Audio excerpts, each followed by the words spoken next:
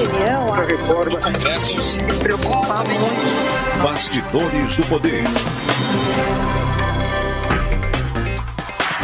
Muito bom dia para todos vocês que nos assistem aqui na Band Mais. Está no ar Bastidores do Poder nesse domingo cedinho, 7 horas da manhã, chegando com vocês. Bom, primeiro eu vou dar bom dia para minha companheira aqui. Companheira, bom dia. Bom dia, Zezé. Bom dia a todos. Só porque é um programa de política, você está querendo colocar o companheira no meio. Então, tá companheira, mas foi uma semana quente, depois a gente fala disso. Nossa Senhora. Mas, por enquanto, a gente vai receber aqui no Bastidores do Poder a doutora Tatiana Naumann. Na verdade, na semana, não nessa que passou, mas na outra, o Supremo tomou uma decisão que a gente não sabe se foi boa, se foi ruim, mas enfim, na tentativa aí de contribuir para diminuir a violência doméstica, o Supremo permitiu que a polícia entre na casa de um agressor que estiver agredindo, né, sem autorização judicial. Permitiu até que um policial entre, mesmo não tendo um delegado presente. E é sobre isso que a gente vai falar então com a doutora Tatiana Naumann. Muito bom dia, obrigada por falar com a gente tão cedinho. Bom dia, prazer é todo meu falar com vocês. Prazer é nosso. Bom, essa decisão do Supremo, a gente tem muito contato aqui com delegados e também com delegadas. Aliás, uma ex-delegada aqui, delegada Terezinha, ela é uma defensora dessa possibilidade da polícia intervir e tirar o agressor da casa. Mas a AMB, a Associação dos Magistrados Brasileiros, se colocou aí contrária e foi ela que entrou com essa ação, pedindo que isso não fosse liberado, praticado, legalizado. Como é que a senhora vê isso, doutora Tatiana? Olha, eu concordo com a delegada. E só para contextualizar, né, os ouvintes, telespectadores, a Associação de Magistrados do Brasil entrou com uma ação direta de inconstitucionalidade em relação a uma lei que altera a Lei Maria da Penha nesse sentido de permitir que, diante de um caso de urgência, não havendo no município uma comarca, ou seja, não havendo juiz naquele município, o delegado cumpra uma medida de afastamento do lar que vai ser avalizada, submetida ao judiciário em 24 horas. Mas essa lei, ela permite, portanto, que o delegado execute essa medida protetiva, que é a de afastamento do lar, diante de uma situação de perigo real e eminente, né? A gente está falando de uma situação de urgência, é bem importante a gente ressaltar isso, que a regra geral que é a autoridade judiciária que tem que decidir, ela permanece. A gente está falando de uma situação de urgência, que na verdade já existe no Código Penal brasileiro, que é quando a gente tem uma invasão de domicílio e se houver um crime sendo praticado, existe dentro do parágrafo 3º do artigo 150, uma permissão, que a gente chama de legítima defesa de terceiro, que a pessoa, para evitar que aquele crime aconteça, entre na casa da vítima, né? Então, essa questão que foi discutida por duas razões, né? Por uma suposta infração ao princípio da reserva legal, que é essa questão do juiz ter que analisar, e a possibilidade de invasão de domicílio. Uhum. Então, eu entendo que essas duas questões que foram aventadas pela Associação de Magistrados do Brasil não foram afrontadas no ordenamento jurídico brasileiro, na medida em que, como eu disse, o juiz vai, depois de 24 horas, analisar aquela decisão, aquele cumprimento de afastamento do lar. E a questão da invasão do domicílio, como eu disse também, ela já existe a previsão no nosso ordenamento jurídico em caso de crime, o cidadão entrar na casa da vítima para salvar a vítima. Agora, Então, se pode, o cidadão, quem pode mais, pode menos. O delegado também poderia. Pois não.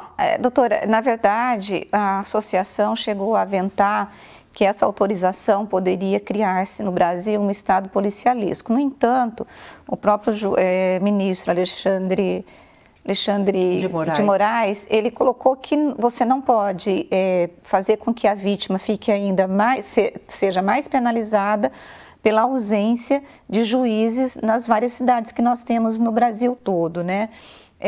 A senhora acredita que poderia ter uma ação da polícia de forma assim desenfreada para poder entrar na casa das pessoas? Não, né? Porque são só casos urgentes, né?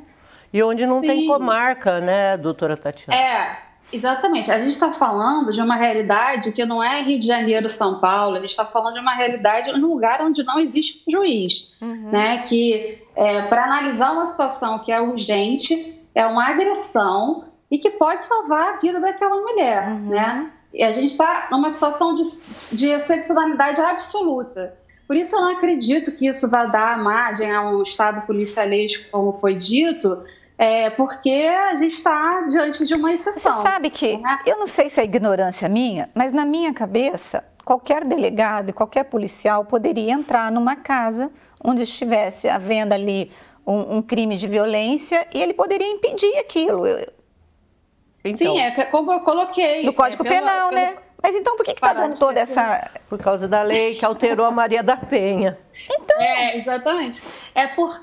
Porque ele tem dois vieses aí. É a questão da reserva de jurisdição, que se entende que essa decisão está sendo tomada sem o juiz, né? E também por causa da invasão do domicílio. São duas vertentes que foram abordadas pela Associação dos Magistrados. Mas, na verdade, como você bem colocou, essa parte da invasão de domicílio, eu acho que não deveria nem estar sendo discutida, porque isso já existe e tomara que seja implementado com mais vigor, que é dar efetividade à Lei Maria da Penha. Será que essa ação eles não entraram com essa ação para poder garantir, Zezé, a exigência de mais juízes nas cidades? Pode até ser, mas o fato, pode, eu acho que o fato é que essa ação, se o Supremo vai na deles, as mulheres estariam... Sim, mas eu estou pensando que pode ser para poder exigir que o Estado, de fato, coloque juízes onde não tem. Será que poderia ter esse pano de fundo? Mas aí eu acho que não teria essa força toda, porque em situações... muito mais graves, a gente não consegue isso, colocar juízes, né? A gente vive, na verdade, tem concursos que as pessoas não são chamadas, né? Porque não passam. Então, não acho que seja esse o problema, não. Acho que a polícia, de modo geral, vai ter que ser preparada para adotar essas medidas, né? Que não é, assim, a regra no ordenamento jurídico, vai ter que ter uma preparação, assim como quando criou-se uma delegacia especializada de atendimento à mulher, isso tudo teve uma preparação, essa medida vai ter que ter esse respaldo também. Doutora Tatiana, seguinte, a gente teve as delegacias especializadas, a gente viveu aí a questão das melhorias, das garantias, a Lei Maria da Penha e tudo mais. Mas a senhora acredita que houve assim melhora no sentido do número de casos de violência? Porque a gente só vê esses casos aumentarem. E pior, né? A gente tem a sensação de que está piorando o nível de agressão. A senhora que trabalha em vara de família, como que a senhora vê isso? Olha, eu sou uma entusiasta da Lei Maria da Penha. Existe uma lenda urbana de que a prisão é a única coisa que funciona. Eu acho que a Lei Maria da Penha é a única coisa que funciona no Brasil. Realmente, a violência ela progressivamente aumenta, isso aí sem sombra de dúvidas, especialmente na pandemia, ela aumentou muito, né, os casos aí de pessoas que ficaram confinadas juntas, mas isso não quer dizer que a Lei Maria da Penha não seja efetiva. Ela é efetiva, só falta ela ser difundida, porque muitas pessoas não têm conhecimento do que existe dentro da Lei Maria da Penha, dos mecanismos de defesa à mulher. E aí não se utilizam da lei, por uma série de razões, por desconhecimento. E aí eu acho que a violência aumentou, mas a gente não pode colocar isso na conta da Lei Maria da Penha. Ela não é ineficaz, ela é muito eficaz. Nem estou colocando, mas eu estou dizendo que apesar de uma lei que veio moldada para isso, que a gente vê são casos crescentes de agressão. Eu acrescentaria, sim, doutora, se esses casos crescentes são porque as mulheres elas estão mais conscientes dos seus direitos ou realmente elas estão submetidas a uma violência mesmo. Porque o que nós tínhamos antes era o seguinte histórico: as mulheres apanhavam, iam para a delegacia, não eram bem recebidas porque havia um machismo imenso, e aí eu quero até perguntar se esse machismo continua ou diminuiu. Elas voltavam para casa e ficavam refém do agressor, porque não havia uma proteção. A Lei Maria da Penha veio e trouxe um arcabouço de proteção e de direitos para essa mulher. Então a minha pergunta é, ela está mais consciente e está denunciando mais, ou de fato nós estamos tendo as mulheres submissas a mais agressores? Não, eu acho que as mulheres estão mais conscientes, sem sombra de dúvidas, estão denunciando mais, só que a gente entra também numa questão financeira, né? Que tudo isso implica a que a gente ainda vive numa situação de que as mulheres estão num estado de vulnerabilidade ainda econômica, que muitas das vezes o homem é o provedor. E aí a mulher fica muito refém dessa situação de modo geral, né? E aí eu acho que esse é um principal obstáculo para a coisa ir para frente. Eu vejo muitos casos relatados, não vou dizer que são assim, que é a maioria dos casos, porque não seria verdade, mas muito caso relatado de que a mulher, ela é a provedora e ela é submetida a uma violência psicológica, emocional e às vezes até física, mesmo sendo a provedora. Aí porque o homem se sente menor no relacionamento. Uhum. A senhora vê casos assim? Muito, muito. E isso ficou muito evidente na pandemia, né? Quando houve um confinamento, a violência psicológica foi realmente teve um aumento enorme. E isso, o fato realmente da mulher ganhar mais, não significa que ela não possa ser vítima da violência psicológica, né? Que o homem vai lá e ela afeta a autoestima dela, fala que ninguém vai querer ficar com ela a não ser ele, fala da roupa dela, fala do batom dela, vai minando a mulher de outras formas que não a financeira, de forma que ela fica engessada da mesma maneira que uma mulher que não tem recursos, né? Ela não consegue sair daquele relacionamento abusivo porque ela é refém dele. A gente via... eu tenho duas perguntas. A primeira, quando a gente fala afastar o agressor, a gente quer dizer o que com isso? Ele vai para cadeia, ele tem que sair da casa? Isso não tinha tirar ele de casa. Tirar de casa. Tá. Isso. Aí a outra questão que eu queria colocar para a senhora houve um tempo em que a gente via separações, na maioria das vezes, isso um bom tempo atrás, tá? Mas a ver com traição de um ou de outro, às vezes um relacionamento assim que havia muita briga. Como é que é isso hoje? Por que as pessoas se separam hoje? É por causa de violência? É por causa de traição? O que leva os casais a se separarem? Olha, hoje em dia, a gente não tem mais no ordenamento jurídico essa previsão de culpa que existia antigamente, que quando um era responsável pelo término do relacionamento em razão da traição, ele era culpado pelo fim do casamento.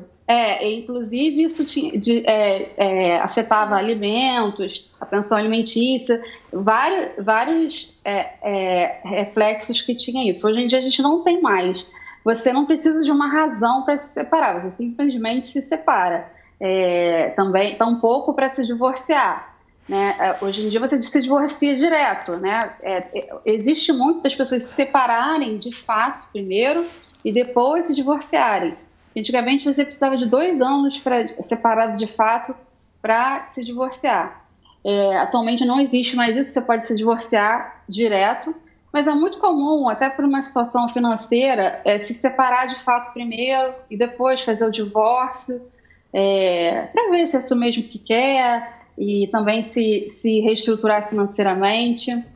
E aí eu diria que a maior causa da parte que me cabe desse latifúndio, aonde eu atuo, né, que é um desgaste financeiro mesmo, de ter um desequilíbrio financeiro entre o casal.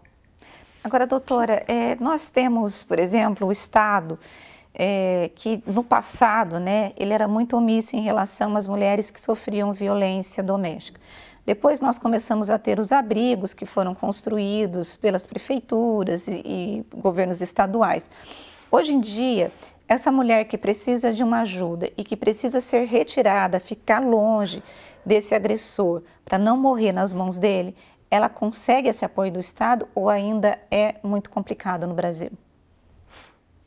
Ela em tese consegue, mas como eu disse, ela esbarra em mil questões financeiras que, por exemplo, ela vai para um abrigo, mas aí ela precisa sobreviver, vamos dizer que o homem seja o provedor, e pedir a pensão alimentícia. O judiciário demora, não atende prontamente aquela mulher. E essa demora, esse tempo, muitas vezes a mulher não tem. Porque um dia faz total diferença na vida de uma pessoa que não tem nada, né? E a gente tem um judiciário muito moroso nesse sentido, né? Que casos de urgência não necessariamente são atendidos como urgência. E aí a gente esbarra nesse lugar.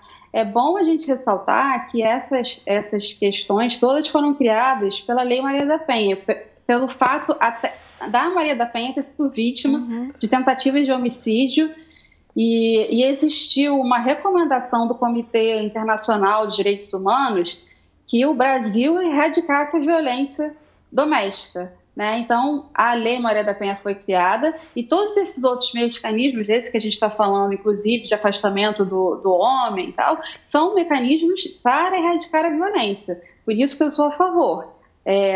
Lógico, né, que ele tem que estar dentro do devido processo legal. A gente não pode acertar de um lado e desacertar de outro.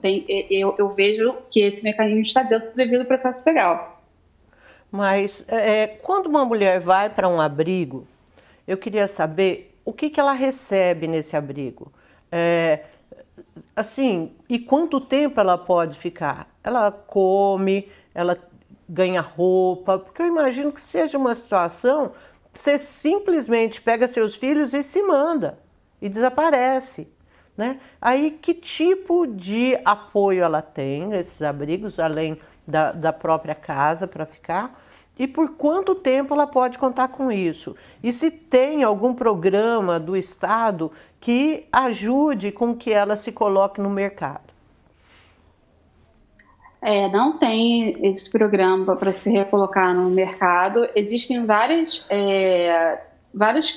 políticas públicas encaminhadas nesse sentido, mas atualmente não existe. Deveria existir, porque, como eu falei, eu acho que essa é a principal dificuldade. E eu vou além, não só se colocar no mercado, como a parte da educação também. Muitas vezes a mulher deixou de fazer a faculdade para cuidar dos filhos, e aí a gente tem que voltar no tempo, muitas casas, né?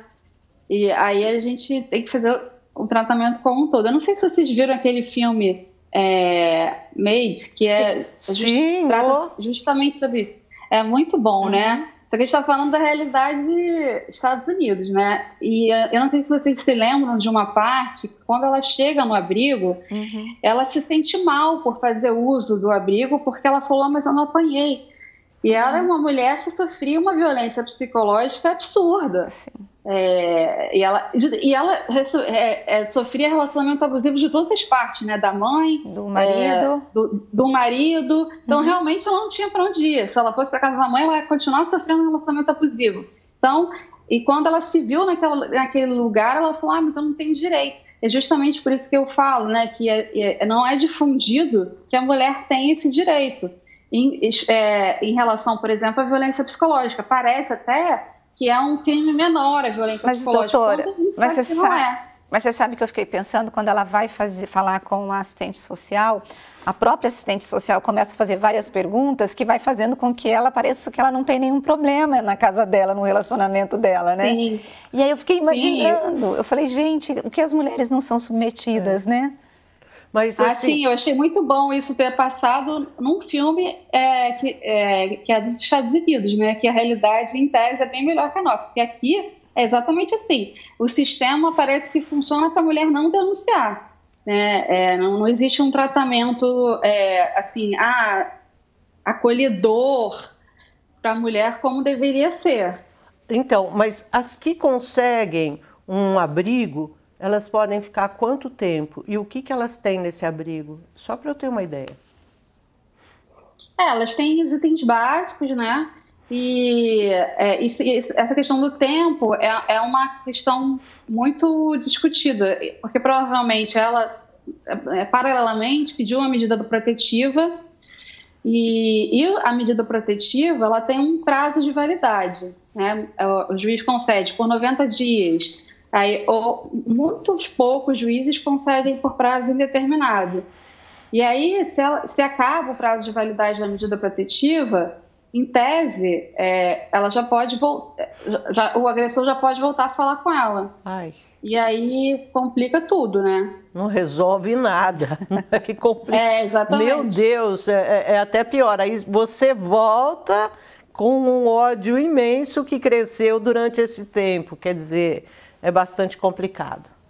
Mas, doutora Tatiana, eu quero agradecer muito a senhora pela entrevista, foi ótimo. Eu acho que a gente falar de violência contra a mulher é sempre um tema necessário e a gente tem que repetir essa conversa para entrar na cabeça de alguma forma. Muito obrigada. Com certeza. Bom resto de domingo para a senhora, viu? Para vocês também. Tchau, tchau. Tchau. Bom, a gente vai agora para um intervalo, coisa rápida, e voltamos já já. Bastidores do Poder. Bastidores do Poder. Olá, pessoal, nós estamos de volta com o Bastidores do Poder na manhã desse domingo. E agora a gente vai falar de um assunto aí que interessa muito para quem está trabalhando. E nesses tempos de pandemia, a gente acabou desenvolvendo aí essa história do teletrabalho que veio para ficar para alguns, né? Eu não estou mais em teletrabalho, mas, quer dizer, é misto. Teletrabalho, mais ou menos, né? As gravações são aqui, os programas ao vivo são aqui, a gente tem que vir, mas tudo que é para a internet a gente faz de casa. É isso que é a nossa vida. E acho que há 2 semanas o governo federal ele publicou uma medida provisória que alterou aí regras desse teletrabalho que eu, a Rose e muita gente está praticando hoje em dia. E isso é bom para quem? É isso que a gente vai perguntar para o Dr. Carlos Ambiel, que é especialista em Direito do Trabalho. Olá, Dr. Carlos, muito bom dia para o senhor. Olá, bom dia. É um prazer falar com você, seus ouvintes, falar um pouco sobre esse tema que tanto afeta os trabalhadores agora nesse pós-pandemia, né? Uma nova realidade e o governo está tentando deixar um pouco mais claro o que significa trabalhar à distância ou trabalhar de forma remota. E o que significa?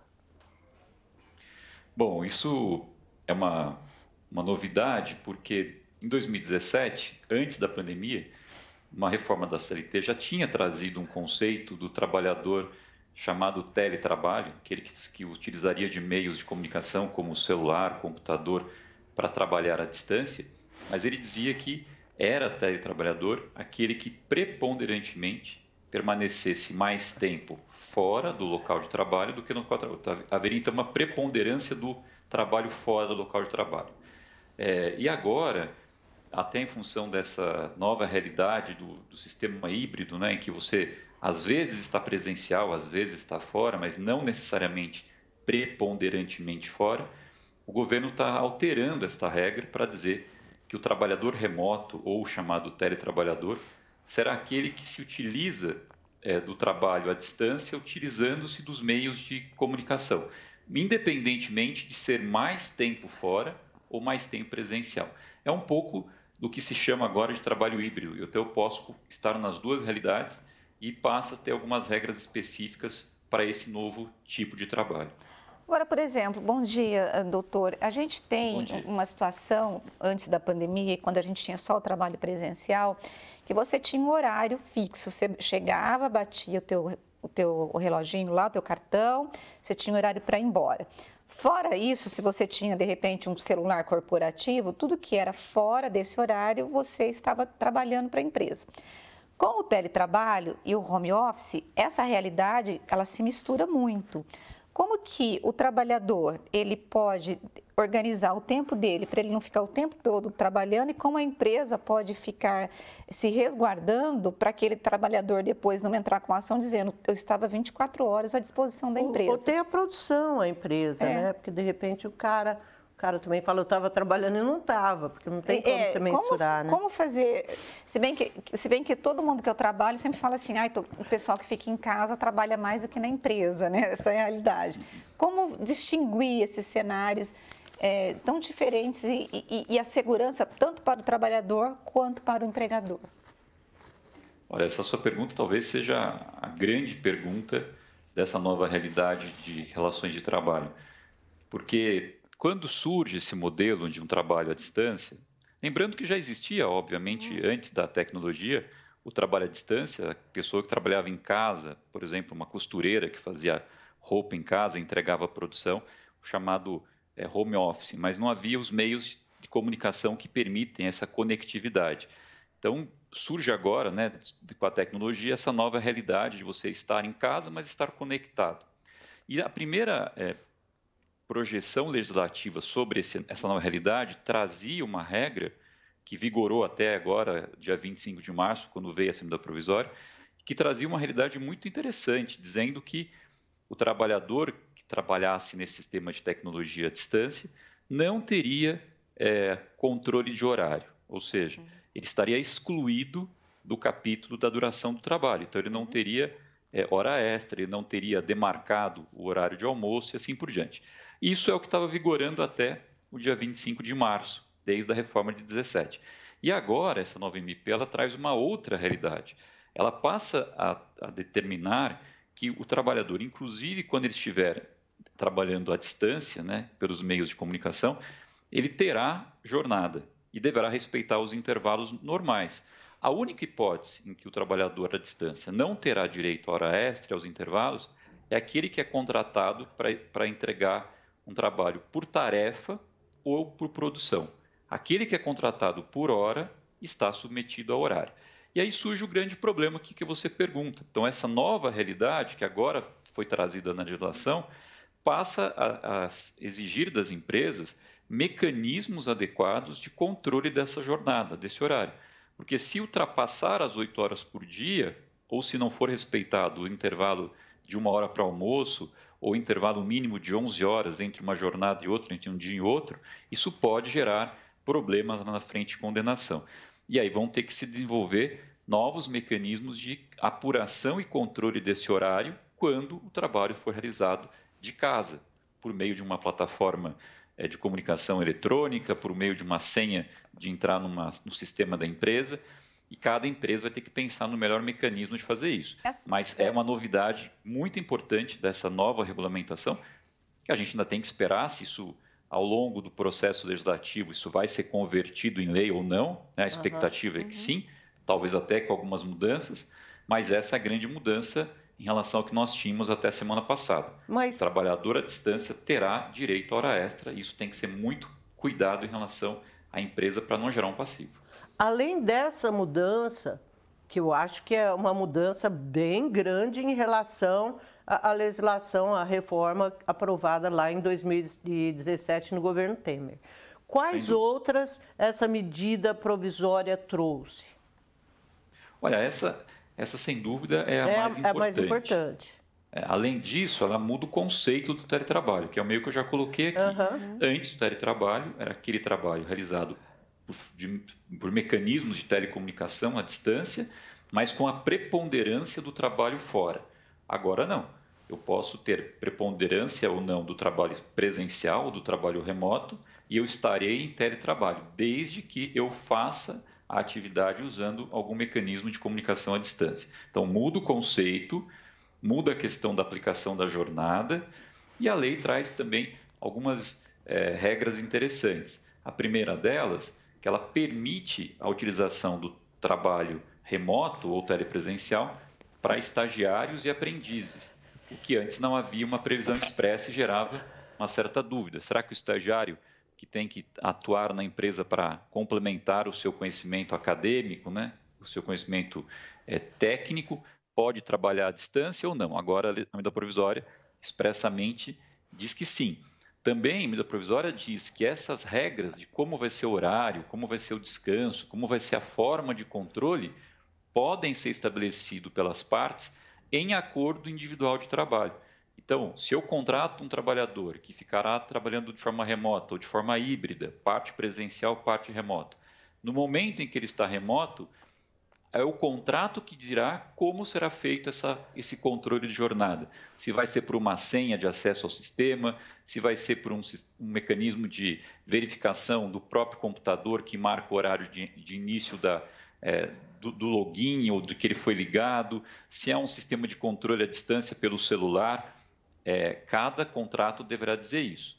E, por fim, existe uma previsão interessante na medida provisória, dizendo que se por acaso a empresa implementar, né, sistemas de trabalho remoto, vagas de trabalho remoto, terão prioridade nessas vagas aqueles trabalhadores, né, empregados com filhos ou crianças sob guarda judicial até 4 anos de idade, ou seja, dar-se-á preferência para ocupar essas vagas do trabalho híbrido ou totalmente remoto para os pais e mães que tenham filhos naturais ou adotados, né, com guarda judicial de até 4 anos de idade, porque a gente sabe que nessa idade a necessidade aí, talvez da presença dos pais em casa é um pouco maior, então esses terão prioridade. É isso que a lei estabelece de forma mais importante. A gente sabe que medida provisória entra em vigor imediatamente, assim que é publicada, mas mudanças são muitas. E eu imagino que, diante disso, talvez haja um prazo para que essas medidas sejam implementadas. Existe prazo, doutor Carlos? Não existe. Não, é agora. Essa medida provisória foi publicada, ela foi assinada na sexta-feira, mas ela só se tornou pública na segunda-feira, essa semana, né, há 4 dias atrás, e ela tem aplicação imediata. Então, você tem toda a razão. As empresas que tinham trabalhadores sob a forma de trabalho remoto e que tinham uma realidade distinta, que você não tinha, por exemplo, que controlar a jornada, agora precisa adequar isso. Então, é uma primeira necessidade. E aí tem um outro agravante que a gente não pode esquecer.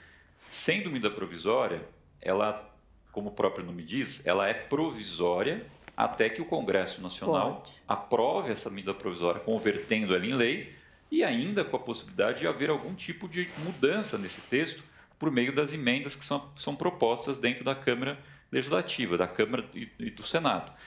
Ou seja, o empregador, além de ter que se ajustar a esse texto como ele estava lendo hoje, que é uma mudança importante do que era, ele ainda vai ter que acompanhar se daqui a, no máximo, 4 meses, quando encerra o prazo máximo, né, já com uma prorrogação para ser votada essa medida provisória, se o texto vai ser convertido em lei ou se ele vai ser rejeitado. Porque nós já tivemos, nesse governo, inclusive, casos de medidas provisórias que foram editadas, que não foram convertidas em lei e depois deixaram de vigorar. Então, o empregador está num momento difícil, ele tem que se ajustar a uma nova legislação e verificar se, por acaso, essa legislação prevalecerá quando for votada pelo Poder Legislativo. Eu tenho a impressão... Só essa. Eu tenho a impressão, doutor Carlos, que as empresas vão acabar com a história. Quem puder vai acabar com a história de remoto. Diante dos riscos que essa medida provisória oferece aí para as empresas. Eu tenho essa impressão. Qual é a impressão que o senhor tem? Olha, eu não acho que vai acontecer isso, embora essas inseguranças atrapalhem. E eu acho que não vai acontecer porque a realidade está impondo, né? A experiência que se teve do trabalho em casa, né? Pela necessidade do distanciamento social que a pandemia nos obrigou a fazer, demonstrou para as pessoas que há meios interessantes e possíveis de comunicação, de agendamento de reuniões, tarefas, controle de atividades, e que é possível trabalhar dessa forma. E muita gente gostou desse tipo de trabalho e tem havido, por parte das empresas, uma tentativa de aproveitar essa nova cultura, porque isso também significa redução de custo com espaço, com transporte, tempo de deslocamento, né, nas cidades. Então, acho que tem aspectos positivos. Os ajustes que a empresa terá que fazer, por exemplo, em relação ao controle de jornada, eles, embora a legislação anterior dissesse que não haveria, já havia uma certa insegurança de saber se os tribunais realmente iriam acolher aquela liberdade de ausência de horário ou se acabariam verificando se na prática tinham ou não algum controle. Então, algumas empresas já tinham um pouco esse cuidado de fazer o trabalho remoto, mas de alguma forma cuidar para que o trabalhador não tivesse um trabalho em excesso. Então, o que eu imagino é que o teletrabalho vai se materializar como uma realidade, vai ser uma demanda tanto dos trabalhadores como uma experiência que as empresas verificaram viável. Isso tem aspectos positivos para os dois lados, principalmente o híbrido, né? Porque o híbrido permite dias no remoto, mas não tira aquela qualidade do trabalho presencial e do convívio. Isso eu acho que é uma forma muito interessante. E o que vai ter que ser adaptado são esses mecanismos tecnológicos, inclusive, de como eu vou controlar o trabalho do meu empregado quando ele estiver em casa. E acho que isso nós precisamos amadurecer. E acho que essa vai ser a tendência dos próximos meses. Dr. Carlos. Uma adaptação das empresas de como fazer esse controle. Mas eu não acho que só por conta de uma legislação um pouco mais rigorosa nós tenhamos um retrocesso de uma nova forma de trabalho que eu acho que veio para ficar. Mas não sei, vamos ter que ver como é que isso vai se dar nos próximos meses. Eu acho que a realidade ela se impõe, né? E como o senhor disse, as empresas ganharam muito com economizar o custo do serviço, né? Doutor Carlos, quando a reforma trabalhista foi aprovada, se discutiu que os direitos trabalhistas foram reduzidos e se falou até do papel, né, do judiciário, do trabalho, né, nessa organização dessa questão trabalhista. Com o trabalho híbrido, com o teletrabalho, com a mudança das relações entre empregado e empregador, o senhor acha que nós estamos quem está mais favorecido com essa situação toda? O trabalhador, a empresa, ou nós vamos ter que aprender uma nova forma de relações trabalhistas, ou seja, aquela história de carteira assinada vai acabar, nós vamos começar com contratos, o trabalhador vai ser contratado por horas, que a gente já está vendo que a legislação já permite isso. Aquela coisa do Getúlio Vargas lá atrás já não existe mais. E qual é a realidade que o senhor vê nessa área trabalhista para o futuro? Olha, essa sua pergunta também é uma pergunta bem interessante, porque ela olha para o futuro, né? Como será o trabalho e as relações de trabalho no futuro. É inegável que a realidade da sociedade, do mundo do trabalho, de 1943, quando a CLT foi promulgada, e de 2022, nós estamos há um ano de completarmos 80 anos da CLT. E a CLT passou por mudanças, mas não foram as mudanças tão necessárias para uma adaptação a essa nova realidade. Então, eu acho que as reformas são necessárias, elas precisam ser feitas e até de forma até mais profunda do que já foram em 2017 e também nesse ponto do trabalho remoto. O que a gente identifica é que, apesar dessa necessidade de reforma, a CLT e a legislação trabalhista no Brasil ela é bastante protetora ainda. Mesmo em 2017, se fala muito da perda de direitos, mas os direitos que foram alterados são direitos não os essenciais, não aqueles que caracterizam a grande proteção do empregado. O vínculo não foi alterado, 13º, as férias, o fundo de garantias de emprego para algumas situações de trabalho, como doméstica, como o direito do diretor sindical, o direito à greve, o salário mínimo. Ou seja, a essência da proteção no Brasil não foi mexida, está preservada, está até hoje. Agora, essa sua pergunta, né? A realidade do mundo moderno talvez não permita mais aquele empregado típico dos anos 40, 50, 60, até os anos 80, aquele que ingressava numa empresa ainda como aprendiz e fazia a carreira inteira na empresa. Hoje, há uma necessidade de aprendizado constante, tecnologia, uma rotatividade maior, o trabalho sob demanda, né, o uso de plataformas, a inteligência artificial. O mundo do trabalho mudou muito e a legislação ainda não se adaptou a isso. Isso gera insegurança, gera dúvidas, gera risco. Então, se eu tivesse uma empresa de aplicativo de transporte, né, eu teria uma dúvida, será que prevalece a ideia de um trabalho autônomo, ou os tribunais podem me condenar a vínculo de emprego? Isso muda todo o aspecto do negócio. Então, quanto mais claro for a lei, quanto mais adaptada à realidade e deixando claro para todas as partes como vai funcionar, é sempre melhor. Essa lei antiga, que não se adapta à realidade, que gera decisões controvertidas, não são interessantes. Então, acho que o mundo ideal é que o legislador esteja sempre atento às mudanças, esteja adaptando a legislação a uma nova sociedade, porque, de fato, o mundo mudou muito nesses últimos 80 anos. Bom, a gente está em pleno ano eleitoral, né? Aí 2 candidatos nesse momento despontam, Lula e Bolsonaro, né? Encabeçam aí a preferência popular. E o Lula recentemente falou que, se eleito, ele voltaria com a legislação trabalhista anterior. Há possibilidade disso? Como é que o senhor vê isso daí? E aí, esses dias, pena que eu não me aprofundei na notícia, eu vi que a Espanha tinha feito uma reforma trabalhista e que tinha voltado atrás nessa reforma também. O senhor tem conhecimento disso? Assim, isso foi um assunto muito noticiado cerca de um mês, né, quando de uma manifestação do candidato à presidência, de pessoas do seu partido. Agora, os aspectos políticos, eu acho que isso faz parte de uma campanha, questão política de campanha. Acho que se quer chegar a um tipo de eleitorado mais cativo em relação a essa ideia. Mas olhando tecnicamente, primeiro que essa comparação com a Espanha não é adequada, né? A realidade da Espanha, desse ajuste legislativo da Espanha, não é exatamente um cancelamento de uma reforma. É uma adaptação, mas tem outros contextos. O que nós podemos dizer em relação ao Brasil é que a reforma de 2017, como eu acabei de dizer, ela não tira direitos na essência. As grandes mudanças da reforma de 2017 foi, no âmbito sindical, a supressão da contribuição sindical, e isso abalou a estrutura econômica de muitos sindicatos. Isso tem, sim, uma resistência das entidades sindicais, e talvez aí um pouco da propensão do candidato nesse sentido, pela proximidade com as entidades sindicais, mas eu acho que é bastante pontual.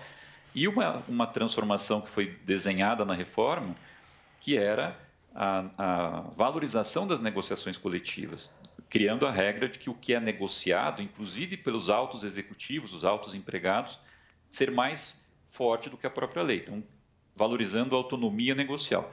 Essas são as grandes mudanças. E aí questões também, acabou com a hora itinere, criou umas formas diferentes de trabalho, criou o teletrabalho, e acho que foram adaptações necessárias. E a essência da proteção, que, como eu disse aqui, o vínculo, o 13º, as férias, fundo de garantia, isso não foi alterado. Então, me parece que a reforma foi mais positiva do que negativa, e aquilo que garante ao trabalhador brasileiro direitos que são, aliás, bastante relevantes em relação a muitos outros países do mundo. O Brasil dá uma proteção efetiva ao empregado, com bastante direito, férias longas e assim por diante. Isso não foi alterado. Então, acho que isso está mais num contexto de uma campanha eleitoral do que de uma questão técnica, né, a que a gente poderia apontar problemas muito graves que deveriam ser revistos. Na minha opinião, pelo contrário, acho que a reforma foi adequada e poderia ter sido até um pouco mais ampla, até para adaptar textos da CLT que estão desatualizados em relação, nós comentamos há pouco, essa mudança da sociedade nesses últimos 80 anos. Rose? Bom, eu quero agradecer muito ao doutor Carlos Eduardo Ambiel por ter falado conosco aqui nessa manhã de domingo sobre essa questão que estava me deixando com uma pena atrás da orelha aqui. Falei, gente, não vi nada disso. Mas agora eu acho que todos os nossos telespectadores estão esclarecidos. Muito bom dia e bom domingo para o senhor. Eu que agradeço a oportunidade, foi um prazer. Bom trabalho a vocês, um bom domingo a todos. Muito obrigado. Obrigada. Bom, gente, e agora nós vamos para mais um intervalo e daqui a pouco o terceiro tempo do Bastidores na TV. Bastidores do Poder. Bastidores do Poder. Bom, estamos de volta para o terceiro bloco. E Rose Maria, que semana foi essa, Rose? Eu espero que essa semana que está começando seja mais desacelerada. Cara, porque desde quinta-feira nós acordamos com aquele trovão na cabeça. Dória não vai renunciar e Dória vai desistir da candidatura à presidência. Que é isso, E Dória Rose? sai do PSDB... E Dória. Gente, Nossa. mas a confusão durou por algumas horas, porque qual que é o pano de fundo, né? Algumas horas que eu falo assim, começou na quarta-noite, ficou até às 16 horas da quinta-feira. Qual que é o pano de fundo? O Dória disputou uma prévia acirradíssima com o Eduardo Leite, o ex-governador do Rio Grande do Sul, e o Dória saiu vencedor. O Leite chegou a conversar com outros partidos para poder sair e ser candidato à presidência da República em outros partidos. No entanto, alguns líderes dos tucanos disseram, não, fica aqui que você que vai ser o candidato. Pelo menos era isso que foi colocado. E o Leite, então, renunciou ao governo do Rio Grande do Sul e decidiu permanecer no PSDB, até com essa promessa de que ele seria o candidato, já que o Dória não estava emplacando. Esperando outras alternativas, como disse o Leite. Isso. Vou renunciar por outras alternativas. Exatamente. E o Dória, e essa fala do Dória e o posicionamento de alguns líderes do PS, essa fala do Eduardo Leite, com o posicionamento de alguns líderes do PSDB, acabaram irritando o Dória. Aí, quinta-feira, ele falou, quer saber? Eu não quero mais brincar desse negócio. Então, eu não vou ser mais candidato a presidente da República, não vou renunciar a cargo de governador. E essa decisão do Dória iria impactar principalmente o Rodrigo Garcia, porque o Rodrigo Garcia, ele havia um combinado com o Dória há 3 anos de que ele sairia, o Dória sairia, ele assumiria o governo para ter a máquina na mão, justamente para poder viabilizar a sua candidatura e mostrar que ele é um gestor. Bom, gente, o negócio azedou. Aí os líderes do PSDB, o Bruno Araújo, que é o presidente nacional do PSDB, já soltou uma nota dizendo o seguinte, não, nós vamos respeitar as prévias, você que vai ser o nosso candidato. E aí... Olha, mas a questão, Rose, assim, para mim, a questão toda é que na véspera, na quarta-feira, o Bruno Araújo, em vários momentos, disse que o candidato do PSDB poderia não ser nem Dória, nem Leite, já que havia esse clima todo, essa discussão toda. E aí falou, olha, pode ser que não seja nenhum nem outro. Sim. Dando a entender de que havia um outro arranjo que se vem falando, que é num momento lá de julho, o PSDB junta com outros partidos e eles lançam um outro nome, que não Dória nem Leite, mas para se firmar como terceira via.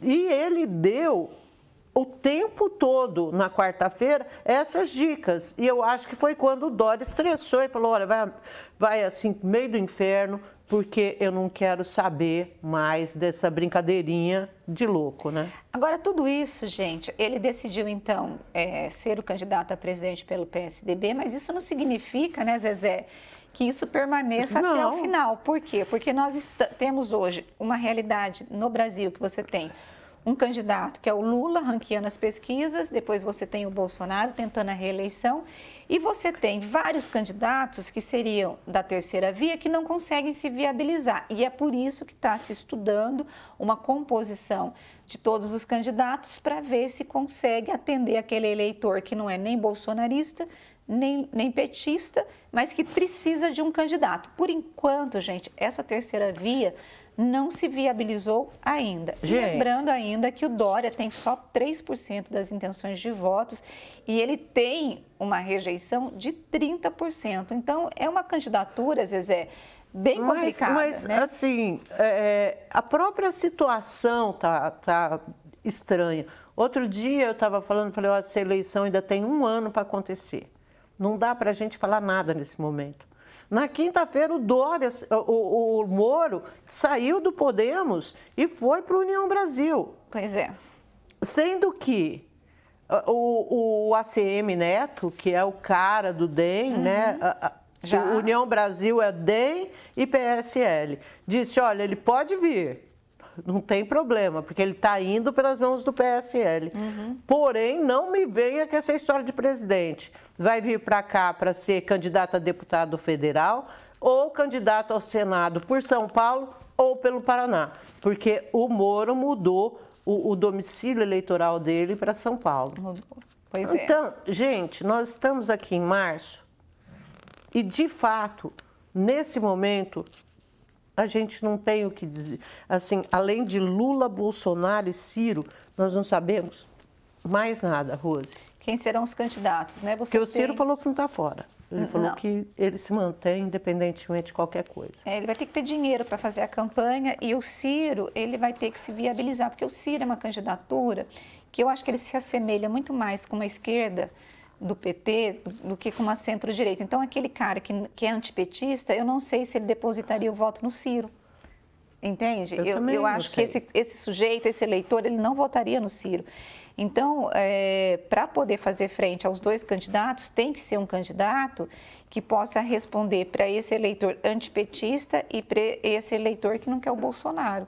E é aí que você não está encontrando. Não, o Moro responderia por isso? O Dória? A Simone? Não sei, né? Vamos ver, gente, cenas dos próximos capítulos. Bom, agora um beijo para todo mundo, bom resto de domingo e a gente se encontra aqui domingo que vem, acho que com mais coisas assim para contar para vocês, porque parece que a coisa vai andar. Tchau, pessoal. Tchau, gente. Cena. Beijo, beijo.